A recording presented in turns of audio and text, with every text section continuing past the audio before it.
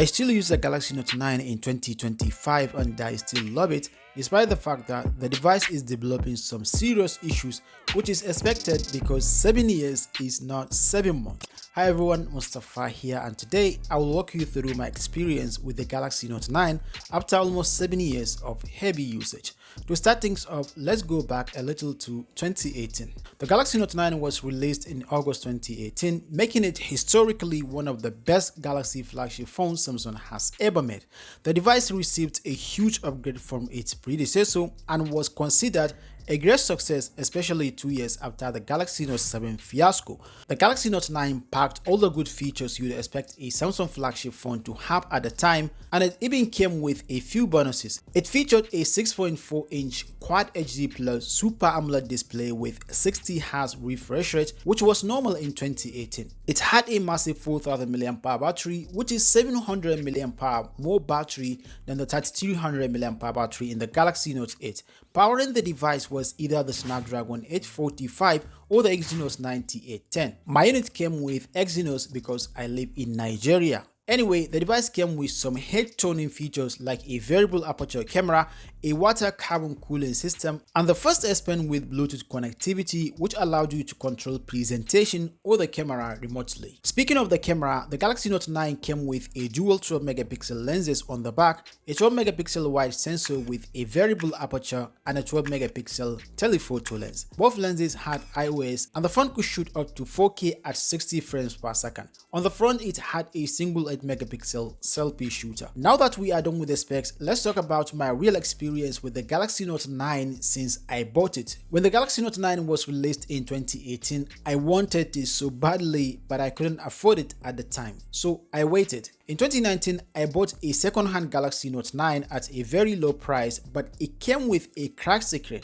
That didn't bother me because everything else was working except for the water carbon cooling system, which I think was just a marketing gimmick, and I will tell you why. Okay, so one of the first things I did after getting the Note 9 was download Fortnite. The game ran smoothly at first, but after some time the phone would get warm, then overheat and kick me out of the game, which was so frustrating. The phone was advertised as a powerful device that could handle high graphic games like Fortnite, and the water carbon cooling system was supposed to prevent overheating, but it didn't work. However, aside from overheating, the game itself ran smoothly. Another thing that caused overheating was shooting video at 60 FPS. I mean, come on Samsung, the water carbon cooling system was supposed to handle this, but it didn't. And it wasn't just me. I even saw Marcus Brownlee mention that his Note 9 got a little warm while gaming. Maybe mine gets hotter because of the Exynos chip or the high temperatures in my region. Other than that, the camera works fine for taking photos and shooting videos at 30 FPS. As I mentioned earlier, the phone has been developing some issues, but some of them come and go. Sometimes the phone would act up so badly that I would think, this is it, this is over. But then the next day, the issue would disappear like it was never there. Before I tell you the scariest issue I faced with the Galaxy Note 9, let me go about some of the smaller ones. First, the phone somehow killed my external SD card after receiving one of its last security patches. It also developed a strange habit of burning out counterfeit power bricks. Now to the scariest moment I have had using my Note 9. The infamous green tinted screen. In the summer of 2024, using the phone becomes so hard. One day I noticed that whenever I use my Note 9 for the first time in a day, it would start heating up and the screen would turn green after about 20 minutes. It would then become unusable until it cooled down. And even after cooling, it would only give me about 10 minutes of normal use before the green tint came back. At that point, I thought the screen was gonna die. But surprisingly, the issue completely vanished on its own.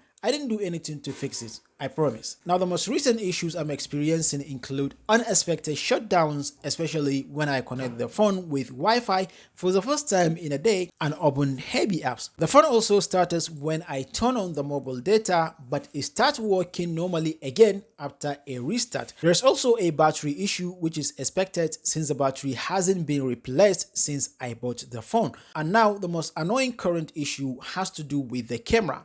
I shoot almost all my social media and YouTube YouTube content with the Galaxy Note 9, but the front-facing camera, which I mostly use, has lost its crispness. A tiny drop of water somehow got inside the phone and touched part of the lens. I still use it like that because it is difficult for me to read my script while shooting video with the rear camera. You might be wondering, how did water get inside an IP68 rating phone? The answer is simple: age. Another issue is that I can no longer shoot high-resolution videos because the camera settings menu is no longer accessible.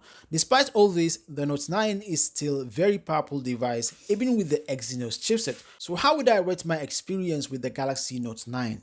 Well, I would say 8 out of 10 because I have had a great experience with the Galaxy Note 9. But what do I think about it in 2025? Well, the Note 9 is still a powerful device but is stuck on outdated software. If this device could get official software support in 2025, it would still beat many budget phones today. But because of the software limitation, I wouldn't recommend it to anyone looking for a daily driver now. That said, I've seen several YouTube channels install custom ROMs on the Galaxy Note 9, and many of them say the phone feels smoother, faster, and has better battery optimization with only a few minor bugs. I'm so convinced by their reviews that I am considering installing an Android 14 custom ROM on my Galaxy Note 9. But what do you guys think? Should I try it?